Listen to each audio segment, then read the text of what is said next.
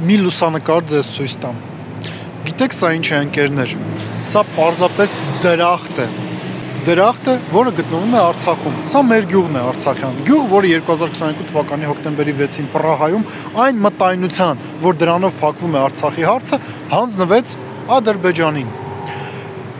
Ընկերներ, իսկ դուք երբևիցե մինչև Արցախի անկումը լսել եք Արևմտյան Ադրբեջան նախագծի մասին, նախագիծ, որով ադրբեջանցիները պլանավորում են Հայաստանի առնվազն մի հատվածը վերածել կվազի պետության, Արևմտյան Ադրբեջան անունով։ Չեք լսել, իսկ ինչու՞, որովհետև կար Արցախ, Արցախը ռազմավարական խորհուրդ էր տալիս Հայաստանի Հանրապետությանը, ադրբեջանցիները հնարավորություն չէին ստանում զբաղվել Հայաստանի վերացմամբ։ Արդյոք փակվել է Արցախի էջը։